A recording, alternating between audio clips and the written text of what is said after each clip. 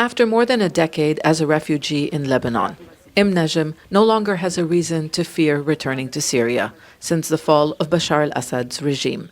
But her family is from Homs, and much of the city has been destroyed. We felt free when his regime fell. They deprived us of our country for so long, but there's nothing to return to. No homes, no jobs. For years, millions of Syrians have crossed into neighbouring countries and beyond to escape war and persecution. Dismantled tents tell the story of those who are making their way back to a still fragile nation, which struggles to provide basic services. 14-year-old Nouf's family is among those planning to return soon. I'm so excited to go to Syria. I'm not seeing Syria all my whole life. I live here. I'm going to school here.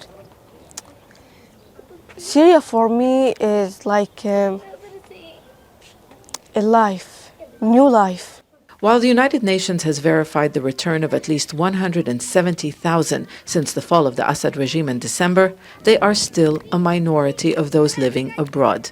And those who have gone back have been replaced by a similar number of new arrivals because of recent sectarian violence. In Lebanon, there are more than 1 million Syrians. A generation of Syrian children grew up here in some of the most difficult conditions. Lebanon has the highest number of refugees per capita in the world and an economy in shambles. Lebanon has long called for refugees to return to Syria and believe conditions that push them to leave no longer exist. But the United Nations says decreasing aid is affecting its humanitarian operations in Lebanon and Syria. We're all trying to, in the assistance community, trying to step up inside Syria.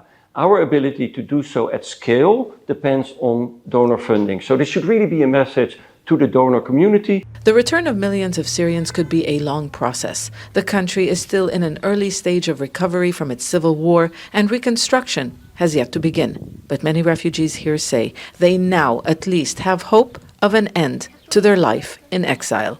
Zeina, Khodr, Jazeera, Bekaa Valley, Eastern Lebanon.